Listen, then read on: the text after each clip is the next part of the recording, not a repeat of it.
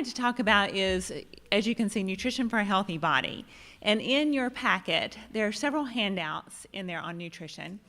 And as Kendra mentioned, I'm an assistant professor in the Department of Nutrition and Sciences, so I teach both graduate and undergraduate classes.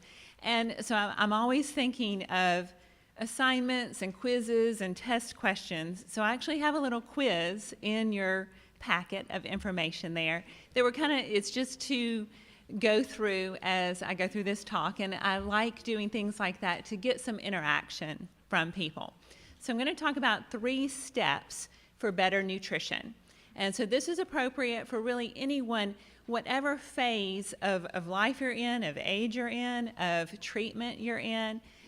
So what are 3 things you can do to improve your nutrition?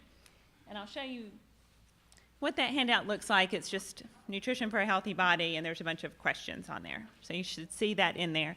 And there's a couple other nutrition-related handouts that I'll just refer to a little bit. And as you can see at the end, I'm going to do a little smoothie demonstration, and I'll talk about that too.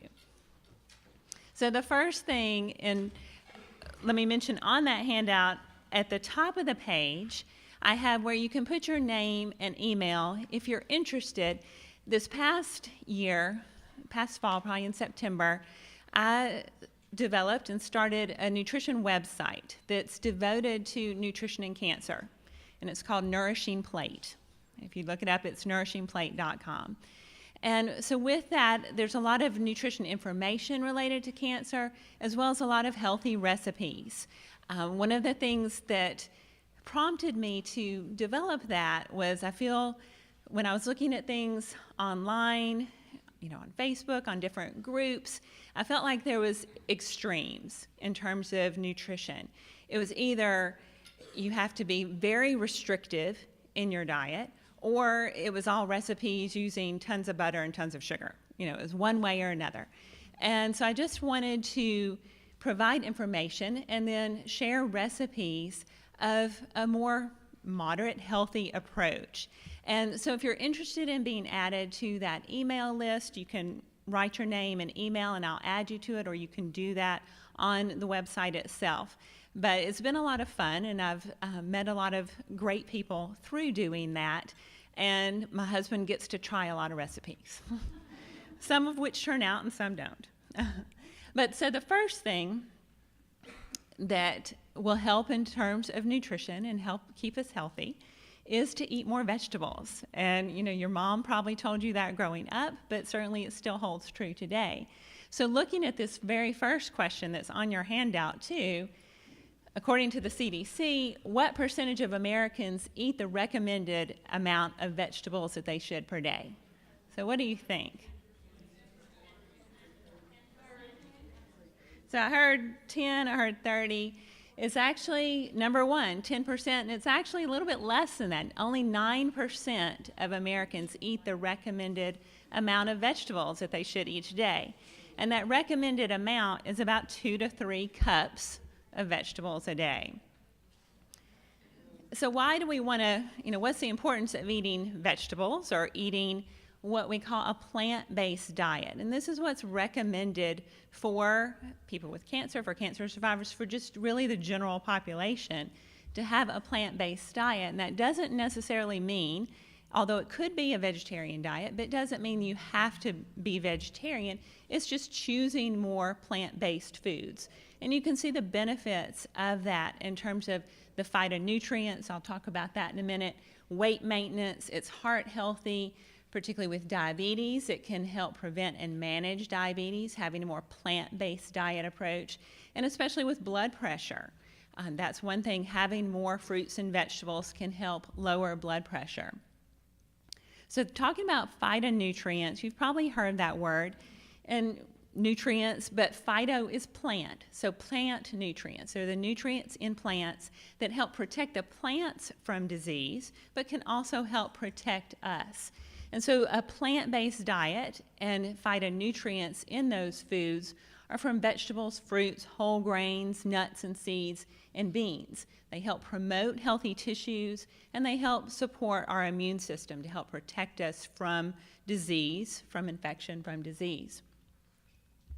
So the recommended intake of fruits and vegetables, as I mentioned, vegetables 2 to 3 cups per day, and about 1.5 to 2 cups of fruit a day. So having a wide variety of these foods. So here's another question. Which of the following is not a cruciferous vegetable? I'll give you a minute to look at that. So cruciferous is a certain category of vegetables. And I'll show a picture on the next slide of what that is, but it has the answer on the next slide. Any guesses? Okay, so I hear a bunch of things. The answer is actually spinach. Okay, so spinach is not a cruciferous vegetable. So the cruciferous vegetable is in really the same family as cabbage and Brussels sprouts. And you can see over to the right all the vegetables that are considered cruciferous vegetables. And why I mentioned this, there's a lot of health benefits from this category of vegetables. And on your picture and on that question, you saw cauliflower there. I feel like cauliflower is kind of the it vegetable right now. You see it everywhere. Well, there's a lot of other vegetables that have really those same nutritional properties and benefits. So the things like your broccoli, your greens, your arugula, that was one that we don't necessarily think of necessarily as being kind of similar in category as cabbage and cauliflower, but it is. So including these particular vegetables in your diet is very healthy. So here's another one. Which of the following is not a superfood?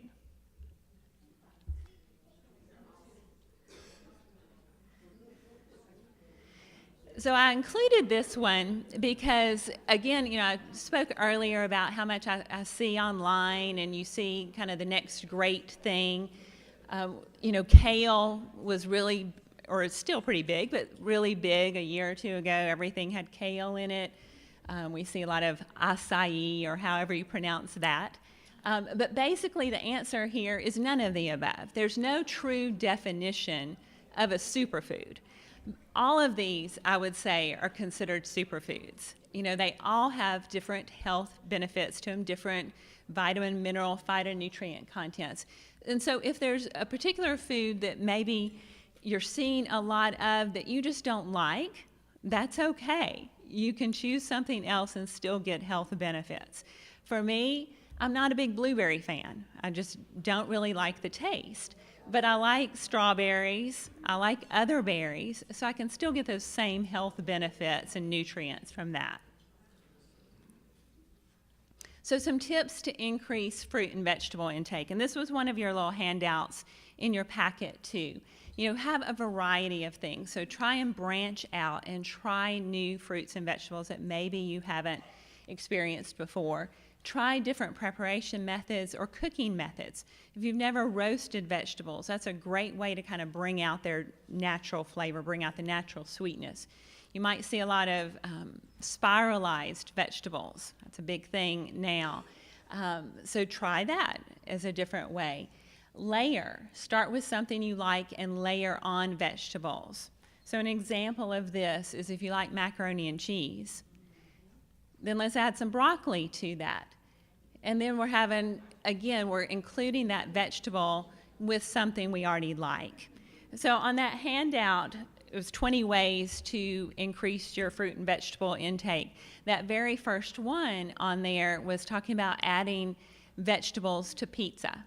That was something I did this week. I had a busy week, stopped by the store, got a takeout pizza, but then sauteed some vegetables and put that on it and put that in the oven. So that's a way to add another vegetable intake to something that I already like and something that's easy to do.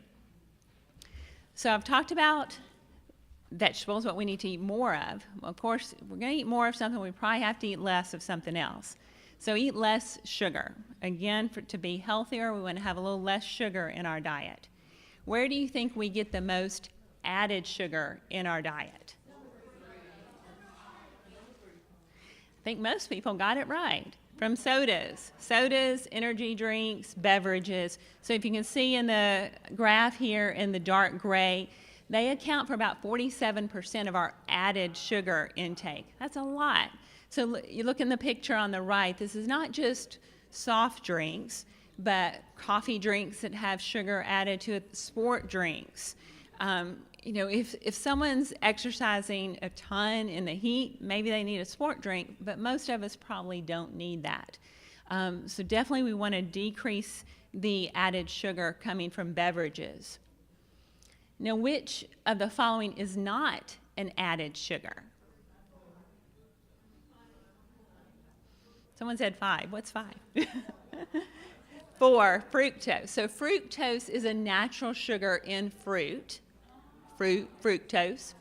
Now the others, high fructose corn syrup, yes, we know that's an added sugar, but even things like maple syrup and honey, that's added to foods, and that your body still processes that like it does a sugar. So we want to have more natural sugars, or natural sugars are okay to have, but less of those added sugars. Okay.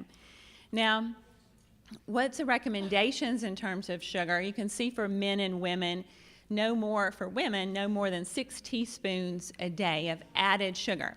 And what's important is looking at the food label. And it doesn't show up too big here, but one thing that is going to be enacted soon is a change in the food label. If you look at the left is how the current food label is if you look on a product. And what's going to happen, and some products have already changed, is reflected in the food label on the right. And if you look down under total carbohydrates, about half the way down, and a little bit under that, you can see total sugar, and then includes, I can't see what that says, but so much added sugar. So that's really going to help in terms of looking at food products and seeing, does it have added sugar? Because right now, if you look at that label on the left, there's total carbohydrate and then there's sugar. It doesn't tell you if it's something that has natural sugar, like from fruit or from dairy, which has a natural sugar in it, or if it's been added. So that's really going to help in terms of looking at products and seeing what's actually in there, what you're actually getting in terms of, are you getting added sugar or not?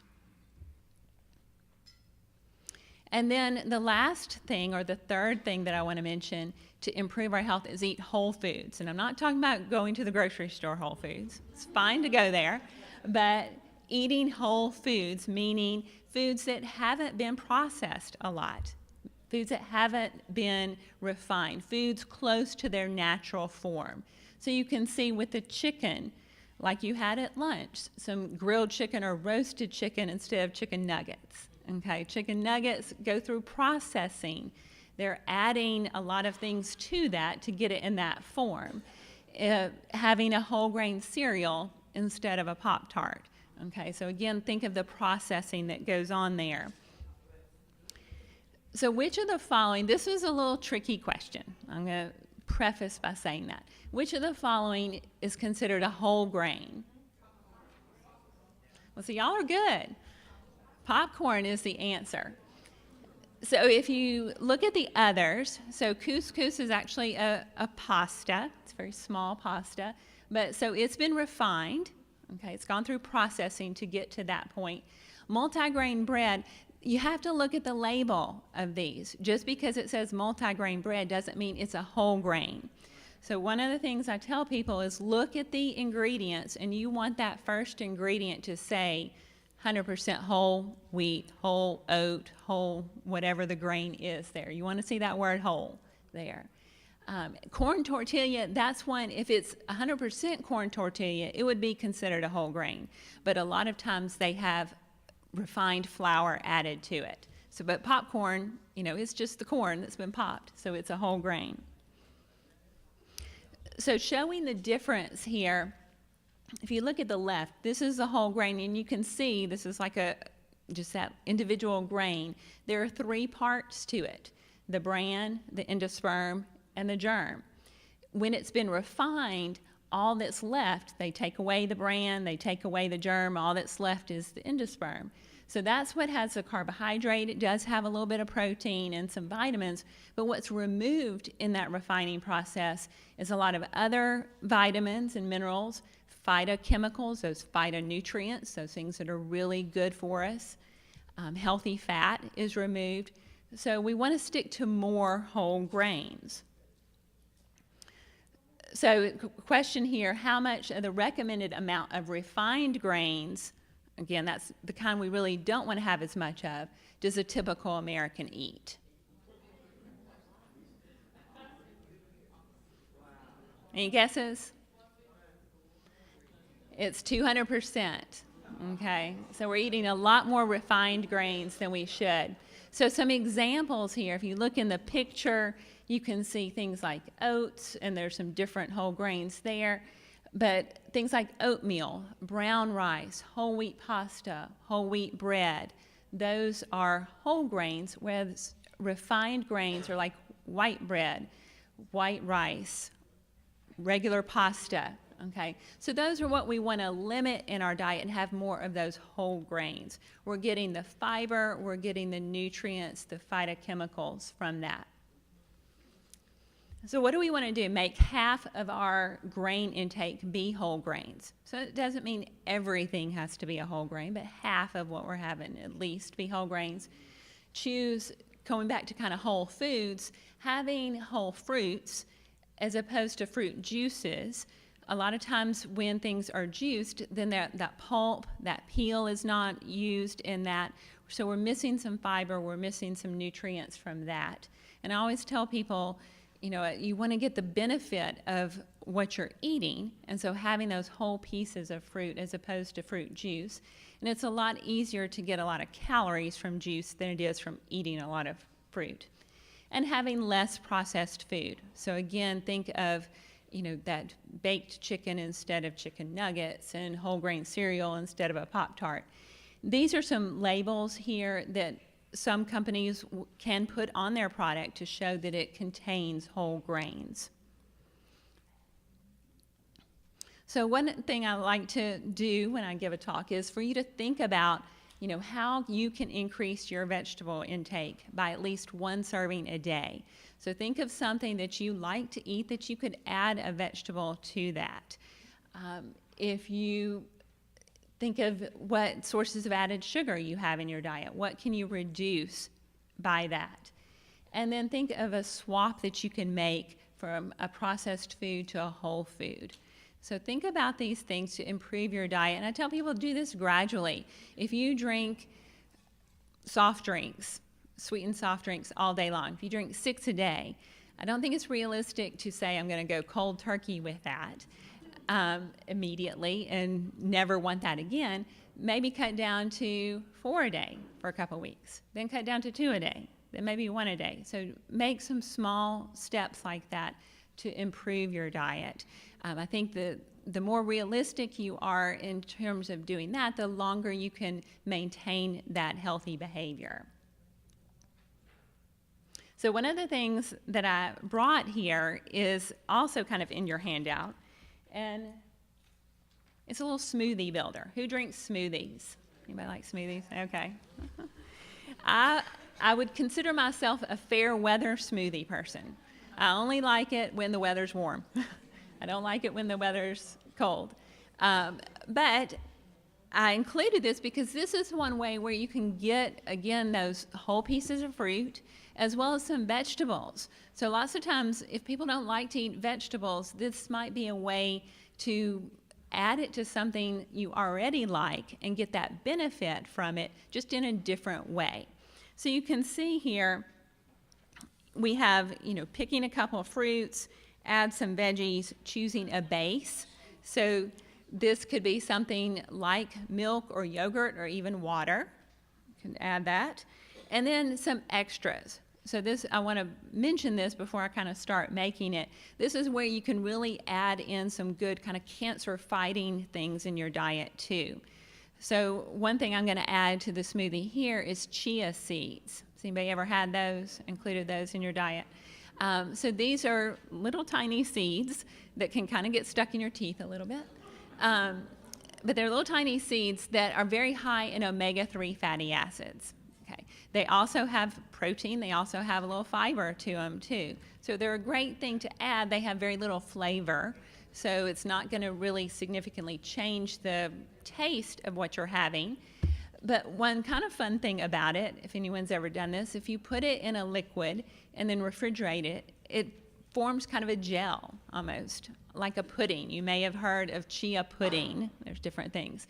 So like this smoothie that I'm going to make now, it's going to be liquid, but if I stuck that in the refrigerator, because I'm putting chia in it, it'll form more of a pudding texture. I did this for my husband, or did this for both of us a few nights ago, and he got home later than me, so I just had his in the refrigerator, and then when he went to try and drink it, it wouldn't pour. It was more in a pudding form. So that's one thing that's on here. Adding herbs and spices. There's a lot of cancer-fighting antioxidants, phytochemicals in herbs and spices. So I'm going to add ginger, but things like turmeric is one. Different herbs. You could put rosemary, you could put basil, things like that in there. Some other things here, hemp seeds. You could put oats in here. I know that's not the herb or spice, but you can put green tea powder, matcha powder, so things like that. Ways to kind of, again, get these good nutrients in your diet in a different way than maybe what you're used to having. So I'm going to put this together. So the one that I am building, I call it a pineapple ginger smoothie. So I took just fresh pineapple, just the kind that's already peeled and cored in the grocery store, chopped it up, stuck it in the freezer on a sheet, let it freeze, and then put it in little baggies. So I have pineapple, banana, frozen banana. So that's giving us our sweetness. I'm going to add spinach to that. Okay, so it's going to make it a green smoothie. And for one, I didn't used to like green smoothies, but now it just feels very kind of fresh, particularly in the spring. It feels very energetic to me. So I add spinach to it. I've got some almond milk. I'm going to put some almond milk and some water because I don't want it really creamy. And then I've got the chia seeds and ginger that I'm going to add. And the ginger that I have, just for kind of the ease, is this kind of in the tube. I don't know if anyone's ever, has anyone ever seen these in the grocery store? It's like a ginger paste, but there's different herbs that they have in this form. So there's basil, there's cilantro, there's other ones. So it's an easy way to just keep it in the refrigerator if you don't have fresh herbs, and just add a little bit to it. So let me try this and see if it works.